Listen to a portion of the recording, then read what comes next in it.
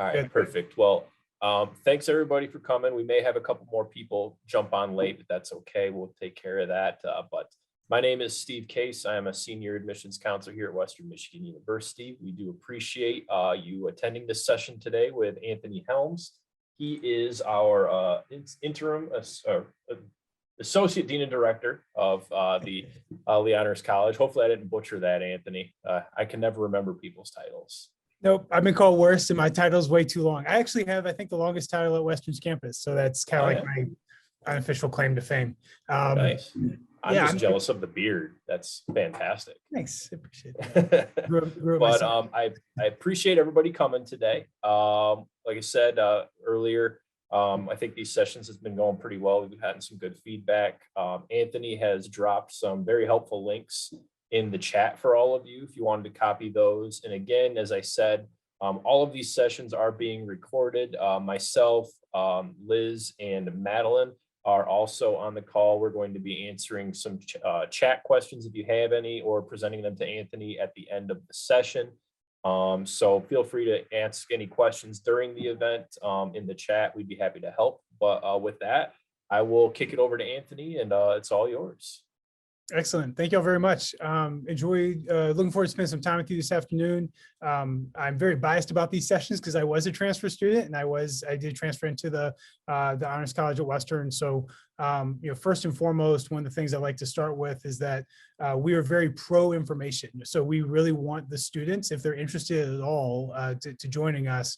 And I'll talk about our admissions process and kind of the timeline of that. But we encourage all transfer students to meet with us in advising before they commit. And so we do info sessions throughout the summer. The fall, spring turnaround is a little bit quick for us, but over summer, we offer 4 different info sessions each month that allow them to get some more information, but we still encourage them to follow up with us in one-on-one appointments.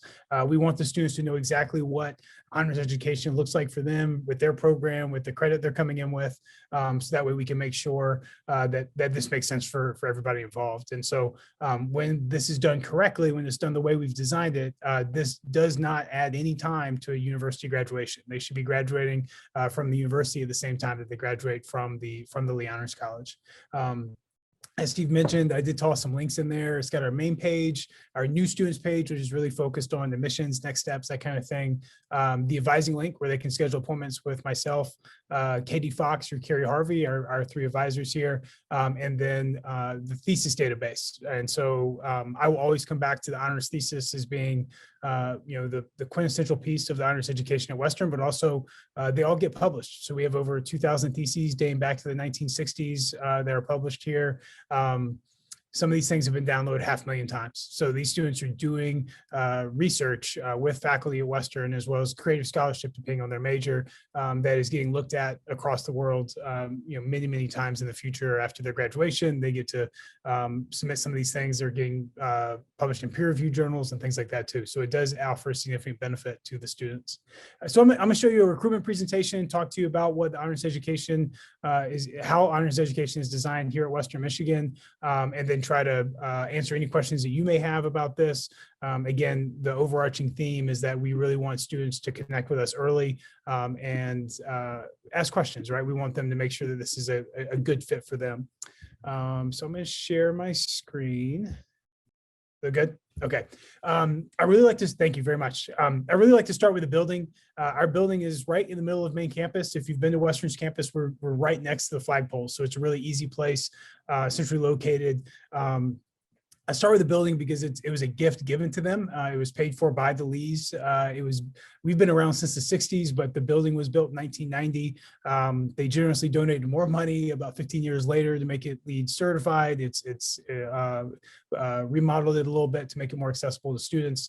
And their daughter is now in the process of making a subsequent donation to revamp a conference room in the kitchen for our students. And so this really is a place where we're not trying to replace the academic college, we're not trying to replace home, but provide oftentimes in honors education, you hear of that third space, right? We want to be that third space that gives them a place to come that's comfortable. It's a beautifully clean space that they can come and do studying, come together as students. We have classrooms in the building. We have a huge lounge that they have access to throughout the week. One of the only working fireplace we're aware of that students have access to on our campus.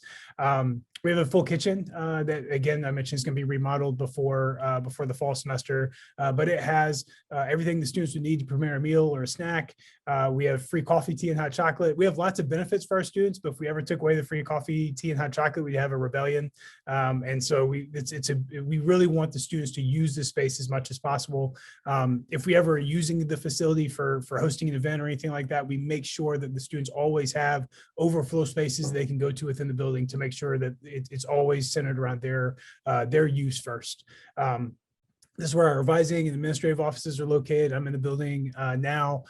We have 3 full functional classrooms, a conference room that they can reserve for group meetings, the lounge, and then a reflection room. So there's a room down the hall at the end.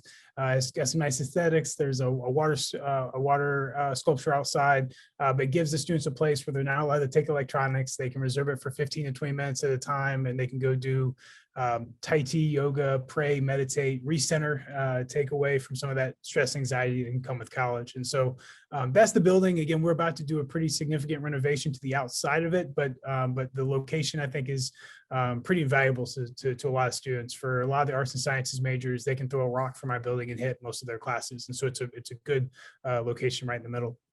As I stayed there, we started back then in the 60s. We have had tremendous growth. We're twice the size we were 10 years ago. And so right now we're home to more than 1,900 undergraduate students at Western. That's a little bit more than 10% of the student body right now. So it makes us one of the largest honors colleges in the Midwest. Really what we try to do here, we just had this branded, "Your Future, Our Focus" in the lobby. That's one of the phrases that our dean, Dr. Irma Lopez, who took over a couple of years ago. She's a professor of Spanish here and a longtime administrator at WMU.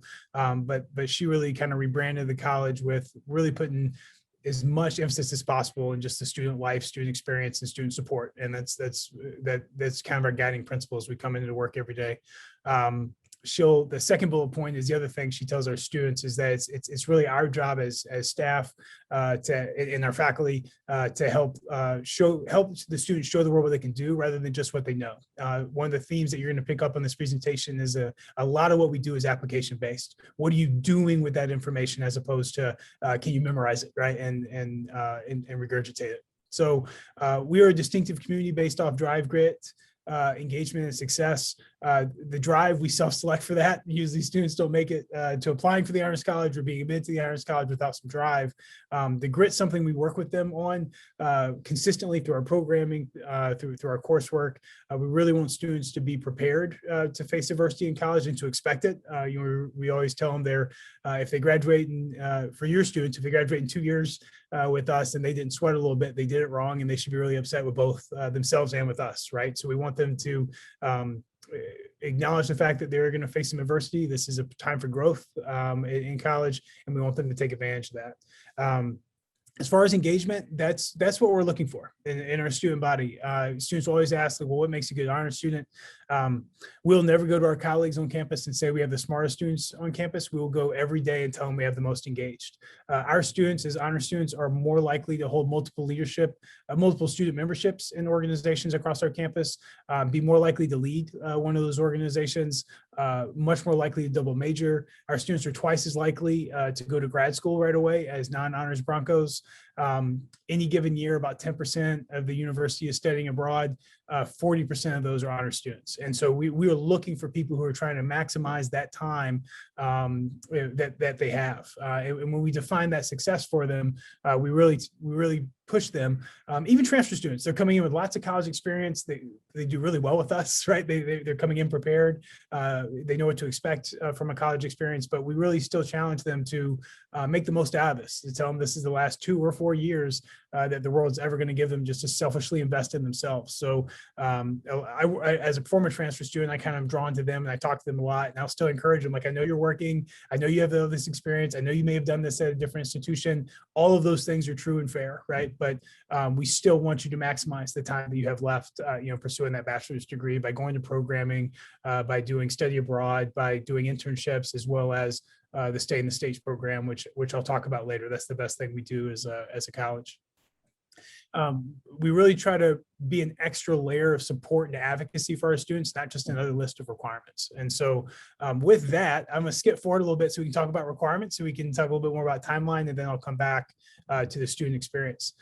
Some of this stuff has changed in the last year, all for the better, all improving the student experience as far as onboarding and going through our enrollment funnel. But every single transfer student, so those with 26 credits or more coming into the institution, every single one of them that has a cumulative 3.5 or higher are automatically invited to join the college, right? So that's nothing they have to do extra. That typically comes 3 to 4 days after university admission notification. So once they get accepted by the institution, by Western, then 3 or 4 days later, they get an email that says, hey, this is your invitation to join Lee Honors College. Here's how you schedule an appointment with an advisor. These are your next steps, right? So for students who don't have the 3.5, they're more than welcome to apply.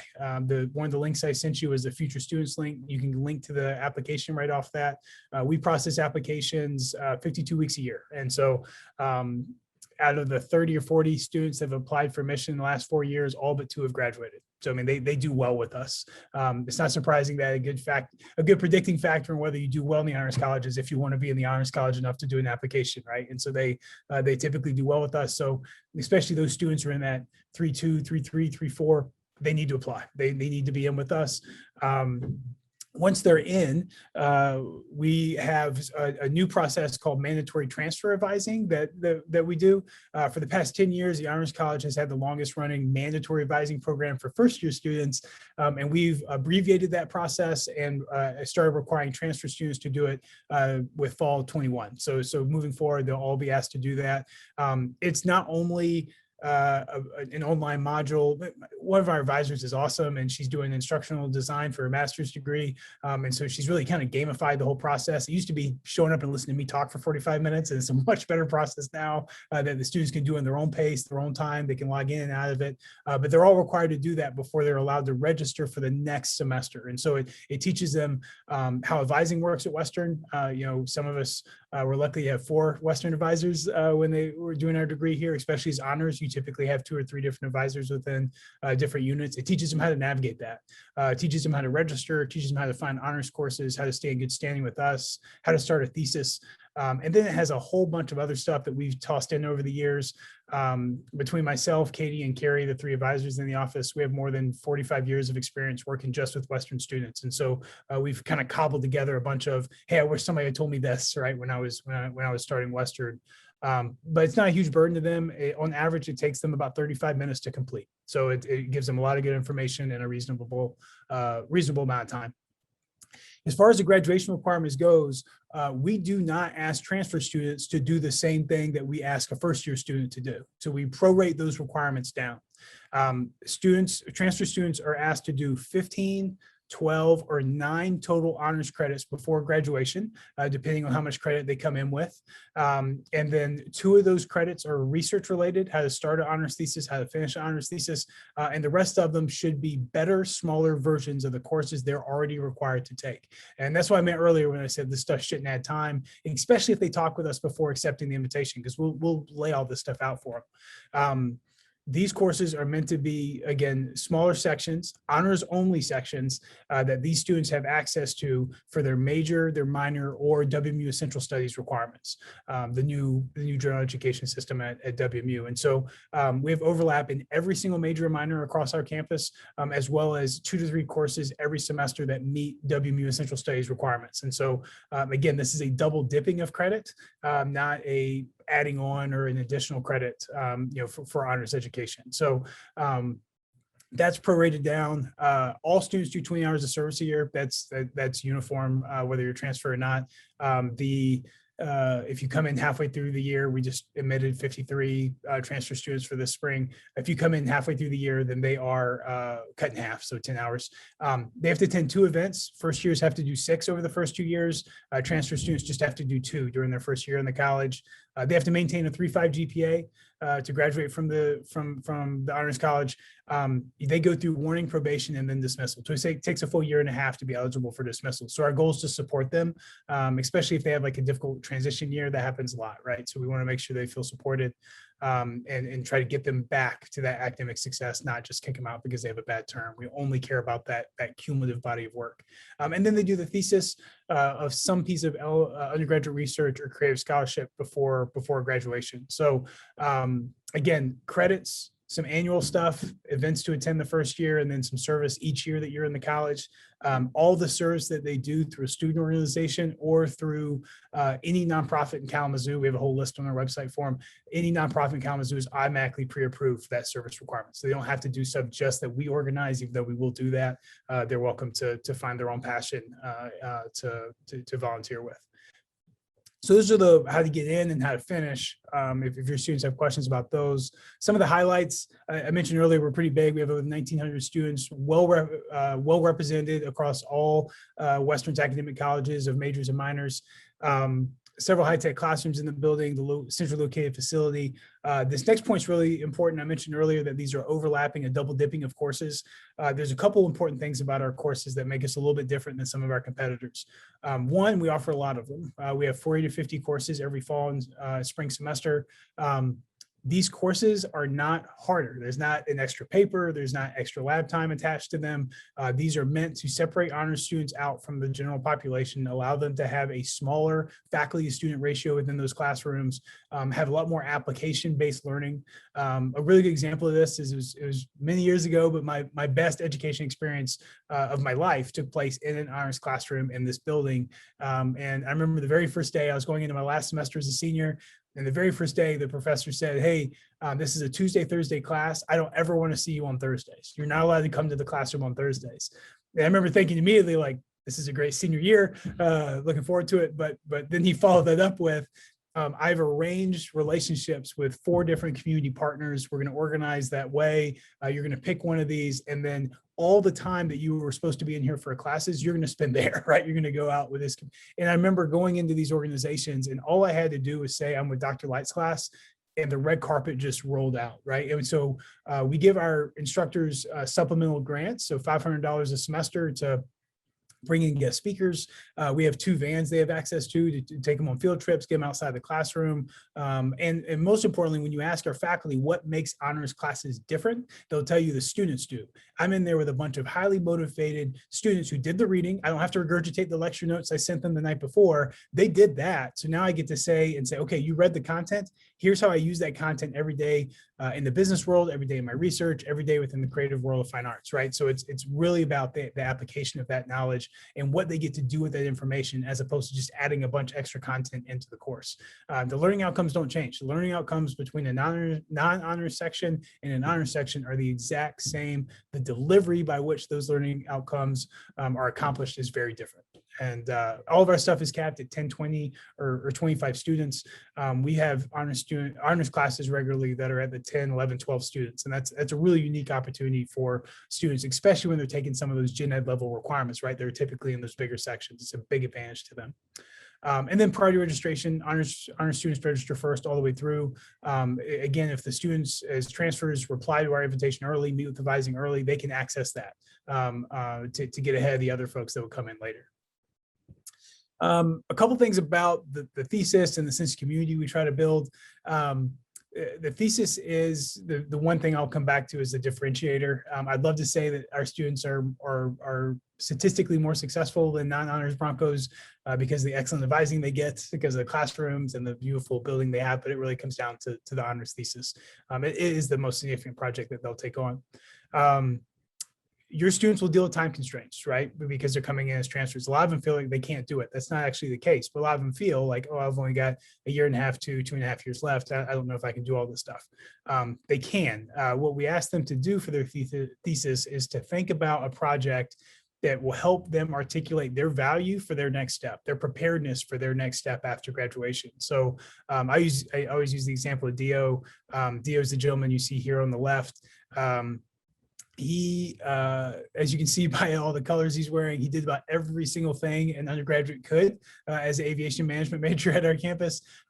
Dio grew up internationally, grew up in the UAE. He spoke 3 languages, Portuguese, Arabic, and English.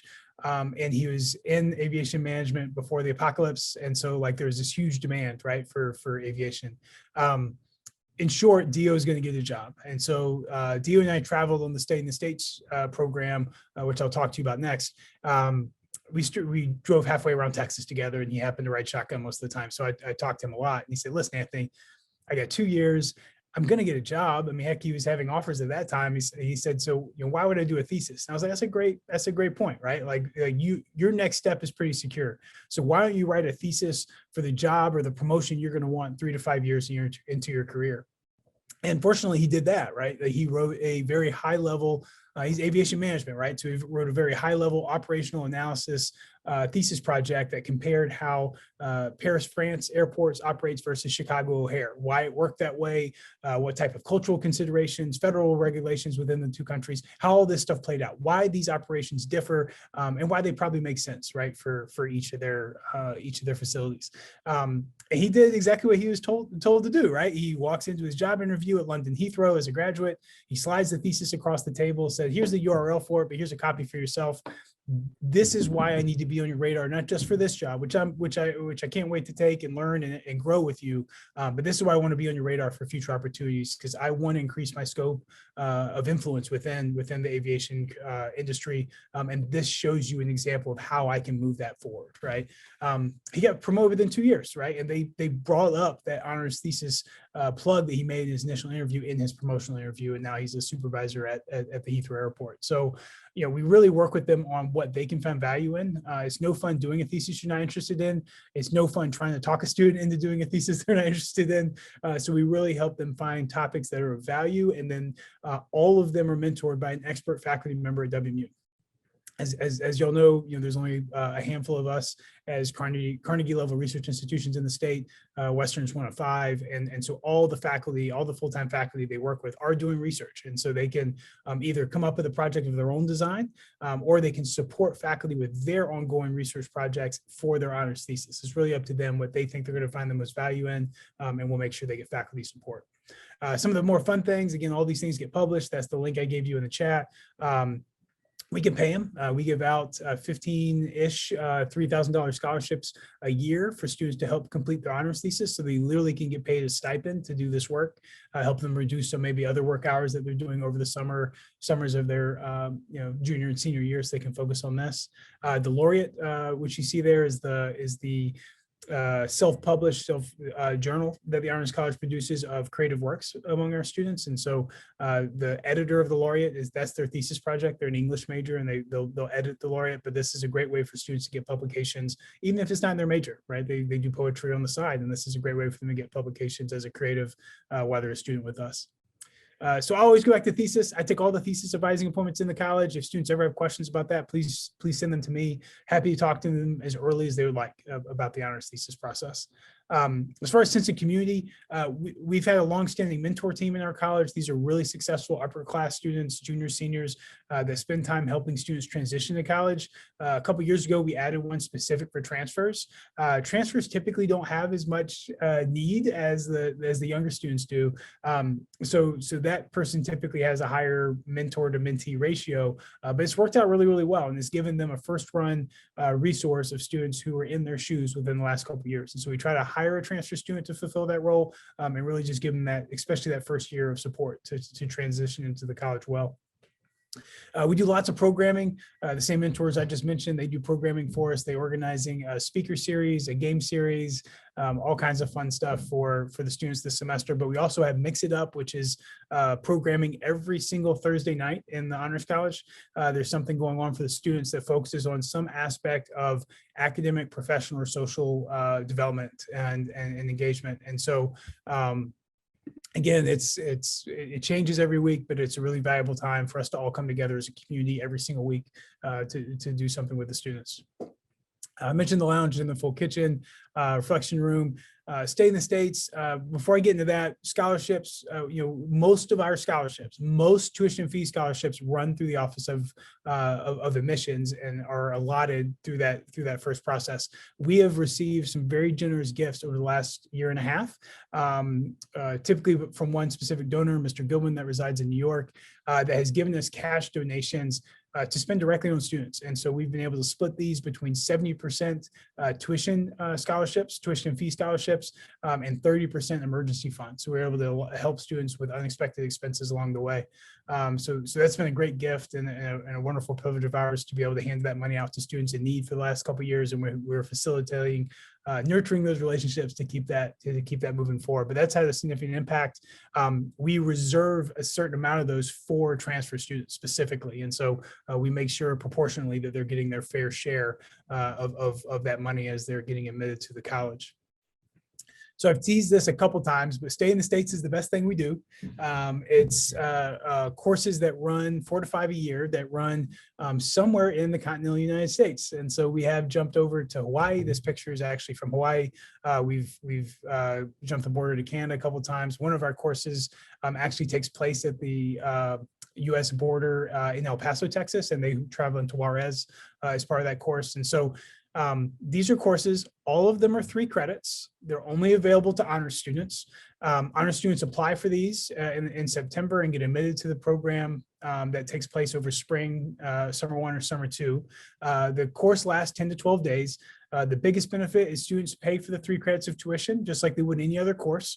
It fulfills honors credit, obviously, but also fulfills a university WMU Central Studies graduation requirement. So this is very much a required course that they can fulfill by doing stay in the States. So they pay that 3 credits and we pay for all their expenses associated with the course, their food, their lodging, their airfare, everything is taken care of by the Honors College.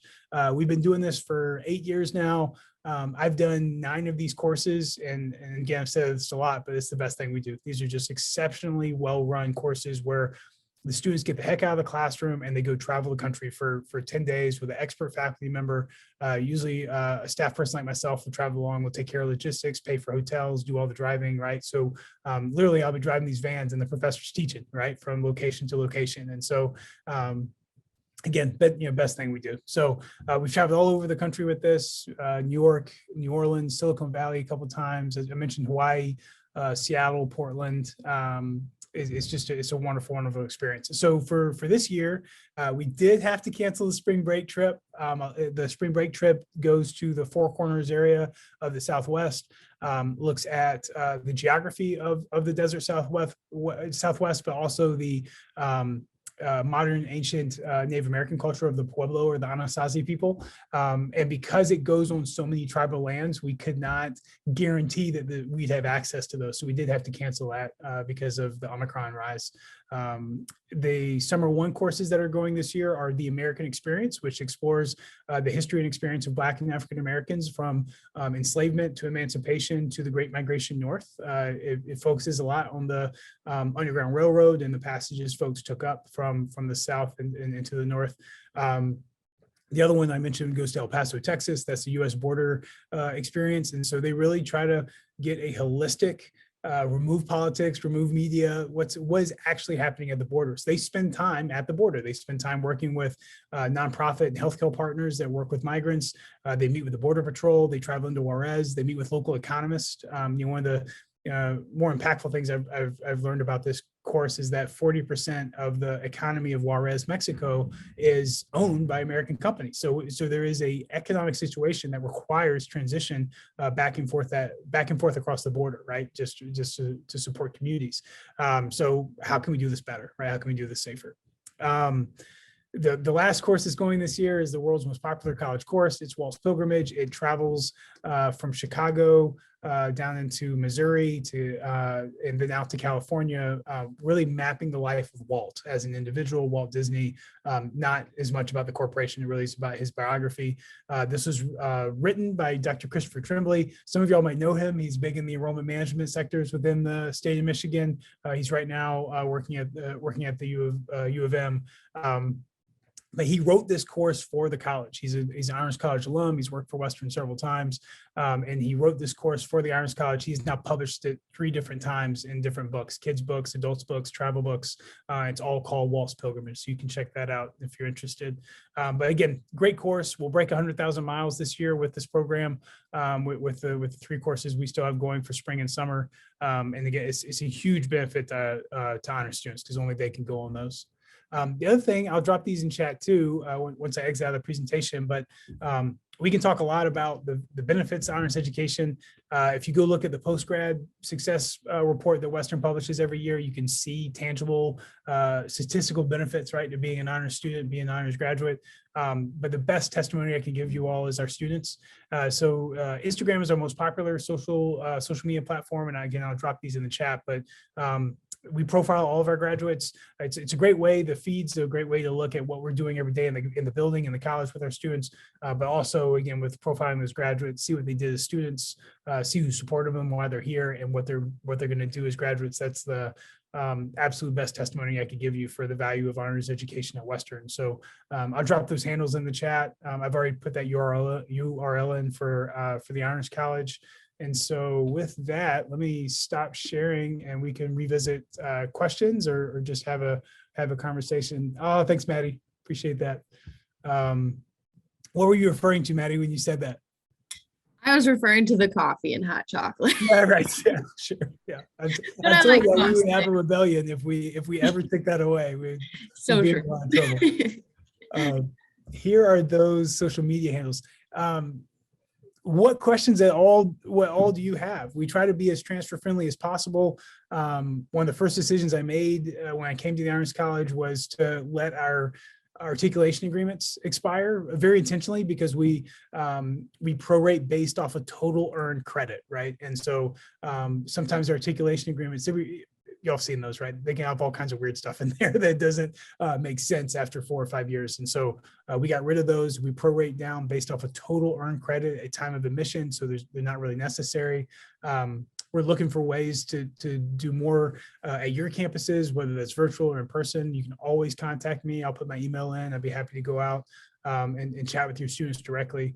We do that a lot with KVCC, but it's easy. They're right down the street, and I'd be happy to come visit some of your campuses as well. I'll work with Steve on that. So I'll stop talking. But what all do you have for us?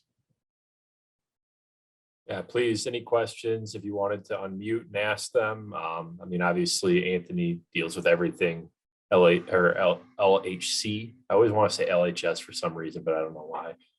We also, obviously, Maddie indicated that she was in the program. So if you have any questions for her, I'm sure she'd be happy to help as well.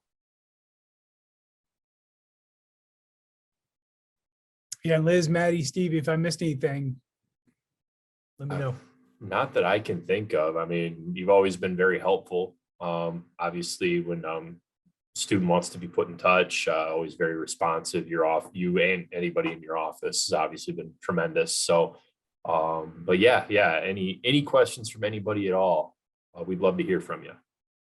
I have a question. Sure. Hi, I'm an academic advisor at Southwestern Michigan College. Yes. So do the students have both an honors advisor and an academic advisor in their college of study? Absolutely, and they're probably gonna have more than that. And that's one of the reasons we started requiring that MTA for transfer students as well, not just first years, is because advising can be a little bit confusing at Western. We have a decentralized model, and so if I was arts and sciences, so I had a major advisor, a minor advisor, an honors advisor, and my college advisor, which we cover the gen ed requirements and making sure I was on track to graduate. Yeah, Liz just tossed in, she had 5, right, including an LAC advisor. So that's one of the things we teach them early on. Our job as advisors in the Honors College is to teach them how the honors education can fit into their current requirements. And so we also like to be a first point of contact if at all possible. We always tell them, like, if it's something we can't do for you, we can guarantee you we can put you in the right spot, right, to do the next step. So I actually worked with the directors of y'all's honors program at SMC a while back. I think you and I have connected before about this, right? Yeah, I was going to ask you if you had been in touch with Mark and Gary. Not since that first meeting, but we went down there, we went to lunch together and just kind of talked about the program and swapped resources and stuff. I always make the really bad joke when I do transfer welcomes here that ask if anybody's here from SMC. Your students will raise their hands and say, yeah, I'm from SMC. It's like, oh, cool, me too. Spartanburg Methodist College in Spartanburg, South Carolina, which I'm pretty sure we don't have any transfer students from ever, but other than me, but that's okay. But, yeah, good question. But we teach them all that stuff in the very beginning. Any other questions from anybody at all? Even general admissions questions too. I mean, we're obviously here to help any way we can. Anthony, do you ever have like a transfer, come in and meet us day or something like that, where transfer students could come to campus and maybe walk through the building, talk with some peers that are at Western? Yeah, 100%. So we have, we're present at all university recruitment events, right? So if they have the transfer focus, I'm usually the one tabling and giving presentations for the college. Any day we have a recruitment event like that, we also have building tours going on that are led by students, so they can go connect with current students that way. And then over this, it's really hard for us to do this between fall and spring because it's just such a quick turnaround with the break. But in the summers, we have 4 transfer info sessions, one for each month, beginning in May and running through August. We also have, the dean's pretty cool about doing some Ask Me Anythings that we'll invite transfers to. So over the summer, we can virtually connect with them. And then we'll do student shadow whenever people reach out to ask for that. LMC has a pretty cool relationship with us. So Lake Michigan College, they bring 4 to 5 students from their honors program up during Thesis Celebration Week.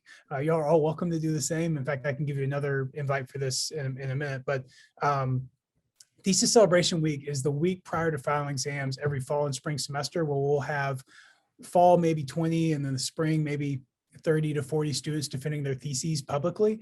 So LMC will always come down during one of those days, kind of crash in a couple of thesis defenses, meet with me, and we'll talk about transfers and stuff like that.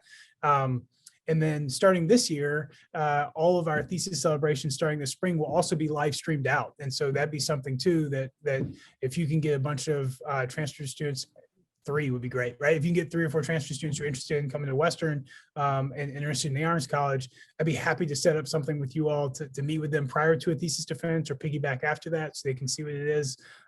We really try to push those as public as possible because we want, one, to really brag about our students and what they accomplished. But most of the students, they'll see that and they'll walk away saying like, that was awesome, but doable, right? Like it's not the dissertation, the 170 pages that I thought this was going to be, right? Like this is an honors thesis is scaled down to the appropriate level for them. So it's a good experience for them to see that early on to know that it's what they'll be doing in a couple of years. And so I'd be happy to work with y'all on any of those things. I think I saw you were at GRCC.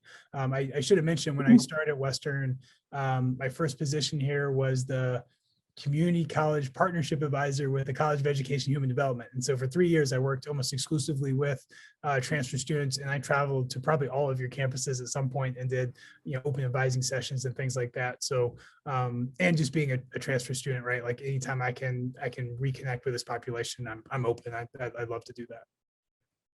It's a very long-winded answer, but yes, we have lots of days where they can see the building, meet with students, and chat with us. I guess it's kind of both admissions, the honors college question in terms of, the scholarship opportunities and those pieces. What is your kind of like, in terms of deadlines for those students in terms of being able to apply for those with their application into the college, into the honors college piece? Is it more a scholarship question for you, Steve? Yeah, I guess, are you talking more specific to LHC or just general admission scholarships? Kind of both. Okay. Both is what I'm really looking for at this point. Okay, well, I can tell you we do have 3 different community college specific scholarships available: our Phi Theta Kappa, our Scholars Award, and our Honors Award. If a student applies and is admitted to the university and meets the criteria, which Maddie, would you maybe find that link and drop it in the chat, please? And if they meet that criteria, obviously they would indicate their Phi Theta Kappa on their application. There is a GPA requirement for any of the 3. I believe on the low end, it's a 3.5. I think the Phi Theta Kappa, it's a 3.75. If they meet those criteria and they're admitted to the university, they're automatically considered.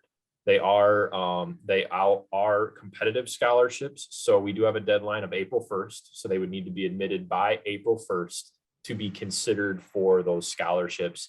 And then after April 1st, we'll look at the pool, and then we'll, as a group, decide comparisons with GPAs. Pretty much what we look at is GPA and credits. If there are some tough decisions, we always tell students to utilize all of the application, brag about themselves a little bit, because we can look at that to make sure that all of the students that are exceptional students that do deserve these awards get those awards. I always use this example, if, for example, say the Phi Theta Kappa pool is incredibly strong, and maybe you're an exceptional student, but for competitive reasons, you weren't chosen to receive the Phi Theta Kappa scholarship. That doesn't mean you are automatically not getting a scholarship. That just means you fall into the next tier of the Scholars Award, into that conversation. And then again, to the Honors Award. I believe that the money breakdown is $10,000, $7,500, and $5,000 over 2 years for all of them.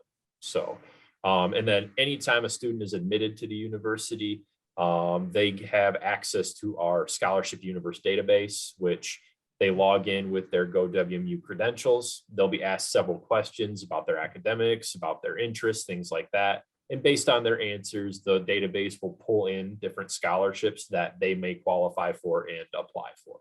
So, and that's constant all year round. Even after they start at Western, they can continue to use that. And a lot of our students have utilized that very lucratively. So I guess the other piece is with registration starting and they're at 60 credits-ish transferring in, when is, because I know a lot of my students, when we talk about, getting registered as soon as possible to get what you want when you want, when does that usually start in the spring for fall, or vice versa for my students, making sure they get their application in time so they can get registered as soon as possible? Yeah, usually for new transfer students for fall, registration starts pretty much mid-late March, depending on the amount of credits that they're bringing in. Okay. There are some colleges that are doing fall registration advising appointments right now. Typically, we usually try to tell students to maybe wait to book those until starting February, because we're still kind of wrapping up our spring enrollment season and getting kind of shifting gears a little bit. Summer advising is also ongoing because those happen a little earlier as well. But yeah, fall registration usually opens up for new students mid-late March, and they must have an advising appointment with an academic advisor before registering. Every student is admitted. They have a transition hold on their account that can only be removed by an academic advisor once they meet with them. So the earlier they want to meet, the better. I always say the earlier you get that stuff figured out, the much longer time period you have to get all of your ducks in a row and make the transition as smooth as possible. So we encourage that. And then for re-honors, then they could possibly, they get in as soon as possible. And they've got the priority registration off the bat then. Absolutely. Yeah. When we invite them, we include the link to schedule with us. And I know I've said this a lot, but we really encourage them to schedule with us before accepting, right? Because we want them to have the information to make a good decision. We don't want any curveballs later. It's bad for them and for us, right? So we want to talk to them early. So they should do that immediately. We tell them to do it immediately. Usually we see them about 3 months later, but we ask them to schedule it immediately. We'll chat. And then we can make sure, again, this is a big reason why we like to be that first point of contact, is we can prepare them for how to talk to the academic college advisor, remind them that they're honors, give them some ideas of some overlap within their program that they're going to have, so they can look out for those sections so they can start double dipping as soon as possible. Yeah, and if I could piggyback on the scholarship discussion, because we've been dealing with cash donations for the last couple of years, which we're very happy to do, right? Like that's perfectly fine. But because they're not endowed, they really just need to check their email, right? Because it's a very fluid situation. And so this past year we gave out $15,000 to 5 transfer students that were starting with us in the fall. So, I mean, $3,000 scholarship is a nice way to start the career. And that was something completely done via email because we had recently got the donation, and that's just how we had to move forward with it. And so we contacted all of them directly, encouraged them to apply. Thank you. Cool. I just need, as much ammunition as I can to get them to apply early. Yeah, for sure. Yeah. And if any of you have any questions about that process, like Anthony said, we tell the students the exact same thing. If we don't know the answers, we'll find the people for you to answer the questions. So happy to have any questions that you have, whether it should be us answering or someone else. We'll either find them for you, find the answer for you, or put you in touch with the people that have them. So happy to do that. I have just one more quick question. So I know you said a 3.5 for automatic admission. So our honors program requires a minimum cumulative of 3.25. Like that's what they have to maintain to stay in our program. So would our students who have between a 3.25 and a 3.49 be probably still admitted to the program if they applied? Yeah. Having already been in our program? Absolutely. And then they can work with me on getting any honors subject area courses like approved in case they're CBDRO or something like that. I can help them get them approved for Gen Ed or West requirements. And so, honestly, the applications do really well with us, right? Because they take the time, to do it. And there's also, I'm probably going to get up over my skis here, but we're also working with admissions right now on a way to identify potential honors candidates that bombed out their first attempt, right, and then came back and crushed it. And so a way for us to start to be able to pull positive trending GPAs from reports. And so that's all very new. We just started that conversation, a week and a half ago. But Carrie Harvey is our advisor that oversees honors college admissions process, and she's only been with us she's been with Western for a while, but she's only been with us for about a year and a half, and she's made so many improvements to that onboarding process to get information to students quicker. And so, yeah, for sure. So currently, the Honors College is only admitting brand new students to Western at the beginning of their Western program. Oh, I'm or sorry. Students who have already been at Western for like a year or two, who get up to a 3.5, can they then apply for the remaining time? Absolutely. So any student who has a 3.5 or higher at time of admission is automatically invited to join. So they don't have to apply, they're automatically invited to join. And then any current WMU student who earns a cumulative GPA of 3.5 or higher for 2 consecutive semesters is automatically invited to join. So we invite between 1,700 and 1,900 students between each fall, spring semester for that. Just because, we all get the same questions, right? So I know the question that you get is, right, well, maybe I shouldn't start with that. Maybe I should start as a non-honor student, move forward, because I don't want to overwhelm myself, burden myself, that kind of thing.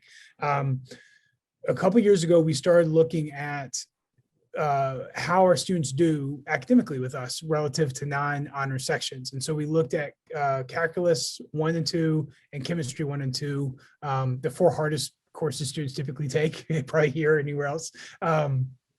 In all 4 instances, and we did this over a 3-year period, so we had lots of data. In all 4 of those class instances, students did better, honor students did better when they chose to take the honor section versus the honor students who chose not to take the honor section. That had access to the smaller class, but said, I'm going to go with the larger section. So our students are doing better in our courses than when they choose not to. So the value proposition I give to students is that you need to start with us because we're putting you in a better position for success by getting you in those smaller class sizes, having extra support and advocacy through our office, having the sense of community that can come with other highly motivated students.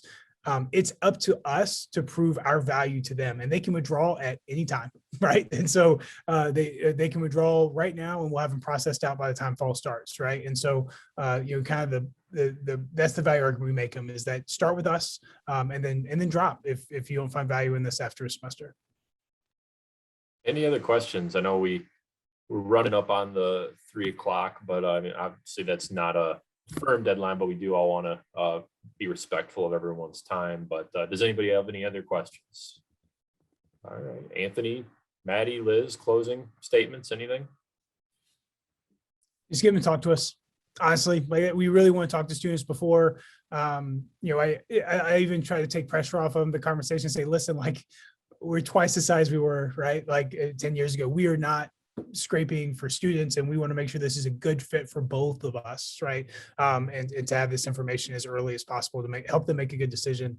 I'm sure you have the same conversations all the time. It's my job to advise you to make a good decision. I don't make those decisions for you, right? And so just give them, talk to us early. If you have any opportunities for us to come out and connect with your students in person or virtual, let me know. I'll toss my email in the chat. Please don't ever hesitate to reach out. I've said this a lot, but I love working with transfer students. And so anytime I can visit your campus virtually or in person to chat with them, I'd be happy to do that.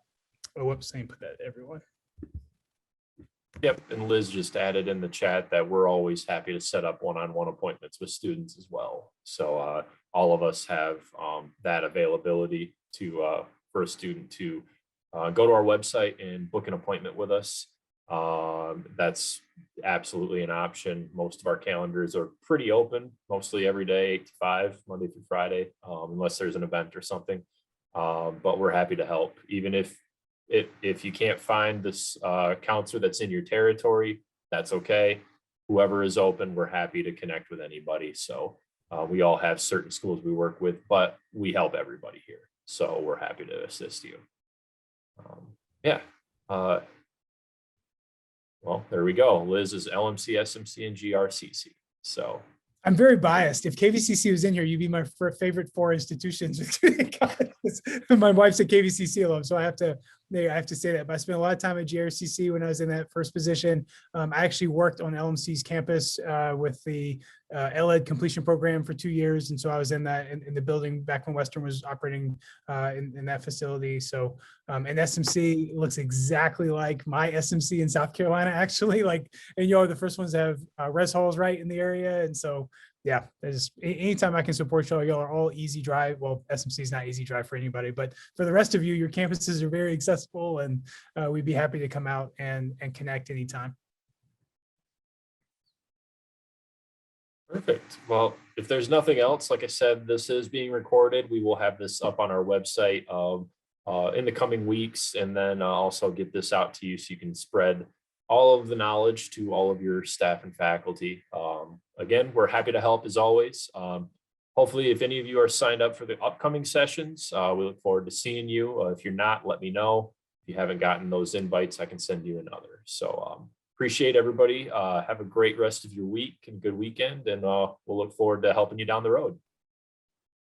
Thanks. Thank you. Thanks, everyone. Thank you.